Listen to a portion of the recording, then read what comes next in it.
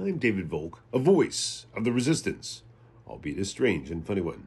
Today's post, Project 2025 buys the farm. I wish I were talking about its fate and not its interest in agriculture.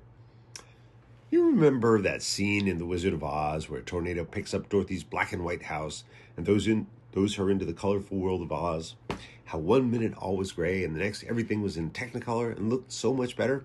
Well, the folks at Project 2025 really wish you hadn't seen that because they want to reverse the process and move you back to a Dust Bowl farming town where the options are limited and everything is in black and white. Let's call it Heritageville.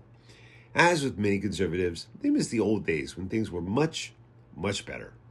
The Train and Oil Trust could charge whatever they wanted to provide power and transport goods. Farmers had a right to be poor. Meatpacking houses didn't have to be clean or safe. And there weren't so many uppity people telling you what to do, if you catch my drift.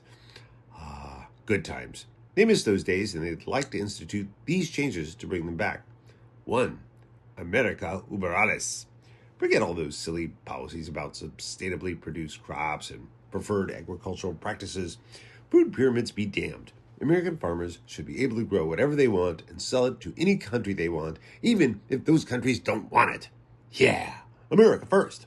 That'll show them. What it will show them and who them are, we're not really sure. Number 2, you have the right to be hungry, which is why Project 2025 wants to either eliminate or reform farm subsidies that help farmers stay afloat. They don't like that some farmers get paid not to grow certain crops to prevent market gluts and support prices. And they really hate that some perfectly good agricultural land is off limits due to namby-pamby environmental concerns.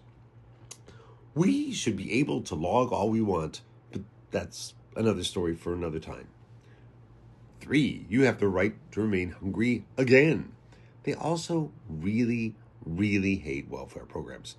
So they want to take nutrition programs out of the Farm Bill and put nutrition programs like the Supplemental Nutrition Program, SNAP, and the Women, Infants, and Children's Benefits Program, WIC, under the jurisdiction of the Department of Health and Human Services, likely so they can sweep them under the rug and eliminate them later. Since they can't do that now, though, they want to restore the requirement that everyone who receives the benefits should be working, even if they can't or they won't be eligible.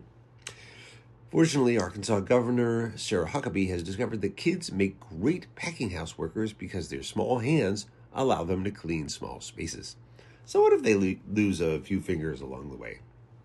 Number 4, should you be unable to afford food, none will be provided. They hate the free school lunch program even more because, Lord forbid, some kid whose parents don't exactly meet the low-income requirements might accidentally get some food that they're not poor enough to deserve. So they want to tighten eligibility for everyone. Number 5, while we're on the subject of safety, the only thing they hate more than people getting free stuff, because they should bribe politicians for this free stuff just like everyone else, the only thing that they hate more than people getting free stuff are regulations, especially safety regulations. So they want to repeal rules covering what Stop the Coup calls food and animal safety laws introduced by the Biden administration. That also includes regulations for large-scale farms because they'll be the only ones that can afford to operate without those price supports. Number 6, you don't want to know what's in that. The logical extension of all this, of course, is a rollback on required food labeling. Under 2025's plan, food labeling will be strictly voluntary, and maybe that's a good thing. What with all the food being processed in unsanitary factories and body parts falling into grinders at meatpacking plants, we might not want to know what's in the stuff we're eating. Bon appetit, everybody. I've been David Volk, a voice of the resistance, albeit a strange and funny one, even if it isn't always all that funny.